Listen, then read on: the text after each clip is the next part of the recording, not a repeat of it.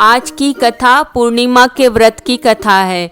जब यशोदा जी को पता चला श्री कृष्ण भगवान विष्णु के अवतार है तो वह अपने पुत्र और भगवान दोनों का ही धर्म निभाती थी। एक दिन उन्होंने कृष्ण से पूछा, कृष्णा तुम संसार के पालन करता, संहार करता, उत्पन्न करता और पोषण करता हो। आज कोई ऐसा व्रत बताओ जो मनुष्यों की सभी मनोकामना को पूर्ण करे और मृत्युलोक में स्त्रियों को अपने विधवा होने का भय ना रहे। तब श्री कृष्ण ने कहा, ये बहुत ही अच्छा सवाल है।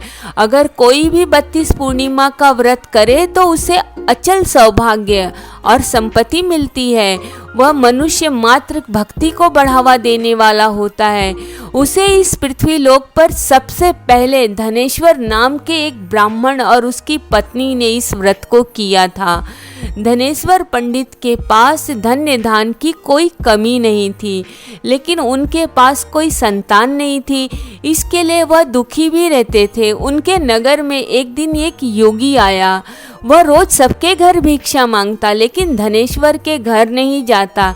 एक दिन वह भिक्षा मांगकर लौट रहा था। धनेश्वर उसके पीछे पीछे पूछने के लिए गया, वह क्यों नहीं उसके घर आता। योगी गंगा तट पर रुक गया। भिक्षा में मिली चीज़ों को वह प्रेम पूर्वक खाने लगा। तब धनेश्वर ने पूछा, आप मेरे घर से भिक्षा क्यों नहीं लेते। तब उसने कहा, तुम संतानहीन हो, मेरा धर्म में इस बात की आज्ञा नहीं है।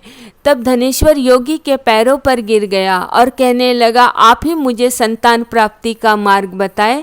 तब योगी ने कहा, तुम चंडी की आराधना करो। तब वह घर आया, अपनी पत्नी से सारी बातें बताई और माता चंडी की आराधना करने के लिए वह वन में चला गया। वहाँ पर उसने माता चंडी का उपवास किया, उनकी आराधना करने लगा। आराधना करते हुए जब 16 दिन बीत गए तब माता धनेश्वर के सपने में आकर दर्शन दी और कहा, जा तेरे यहाँ पुत्र होगा, लेकिन उसकी आयु मात्र 16 वर्ष की ही होगी। अगर तुम दोनों स्त्री पुरुष 32 पूर्णिमा का व्रत करोगे तो वह दीर्घायु होगा। जितना तुम्हारे अंदर सामर्थ्य हो उतना आटे के दिए बनाकर शिव जी का पूजन करना, लेकिन पूर्णमासी 32 ही होनी चाहिए। तुम्हें यहीं पर एक आम का पेड़ दिखेगा, उस पर से एक फल तोड़ लो, अपनी पत्नी को दो और कहो स्वच्छ होकर शिव जी का ध्यान करते हुए वह इस फल को खाए। तब धनेश्वर ने आंखें खोली और माता को धन्यवाद दिया। एक फल तोड़ा, पत्नी के पास गया, उसे सारी बातें बताई। वह दोनों खुश हुए। माता ने जैसा कहा उसकी पत्नी ने वैसा ही किया और फल को खा लिया। 9 माह के बाद उनके यहाँ एक सुंदर पुत्र हुआ। वह देवी की कृपा से हुआ था, इसलिए उसका नाम देवी दास रखा। माता के कहे अनुसार दोनों पति पत्नी 32 पूर्णमासी का व्रत रखा, उसे पूरा किया। देवी दास धीरे धीरे बड़ा होने लगा। जैसे ही उसकी आयु 15 पार कर 16 लगने वाली थी, उसकी माँ की चिंता बढ़ने लगी। उसके मन में आया, अगर उसके सामने उसका बेटा मर जाएगा तो वह ये कैसे देखेगी। इसलिए उसकी माँ ने उसके मामा यानी कि अपने भाई को बुलाया और कहा, भैया आप मेरे बेटे को ले जाएं और 1 वर्ष बाद ही ले आना। मामा भांजे चले गए। रात गुजारने के लिए वो एक धर्मशाला में रुके। वहाँ पर एक बारात आई हुई थी जिसमें दूल्हे की तबीयत खराब थी। बारातियों ने सोचा क्यों न इस लड़के के साथ विवाह करा दिया जाए, कौन जानेगा विवाह किसके साथ हुआ है।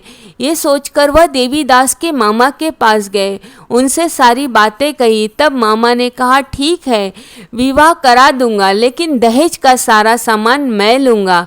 सब तैयार हुए, विवाह हुआ। जब रात हुई तो दुल्हन देवीदास को खाना खाने को कहने गई। तब देवीदास ने उसे सारी बातें बताई और कहा, देखो वैसे भी मेरी उम्र ज़्यादा नहीं है, तुम उसके साथ चली जाना।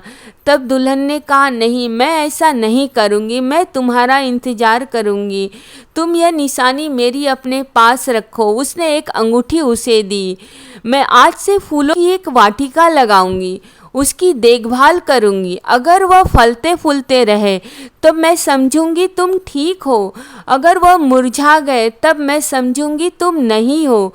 तब देवीदास खाना खाने गया। बाकी बाराती मंडप में आए दुल्हन को लेने। तब दुल्हन ने सारी बातें बताई और बारात को खाली हाथ लौटा दिया।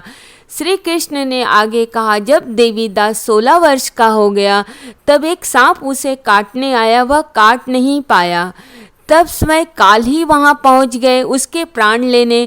तब माता खुद ही वहाँ आ गई और काल से कहा, इसके माता पिता ने मेरे कहने पर 32 पूर्णवासी का व्रत किया है, मैं तुम्हें इसे नहीं ले जाने दूंगी, तुम्हें इसे छोड़ना ही होगा। तब काल माता को प्रणाम कर वहाँ से चला जाता है। इस प्रकार देवीदास अल्प आयु से दीर्घ आयु बन जाता है। यह पूर्णिमा व्रत की पौराणिक कथा है।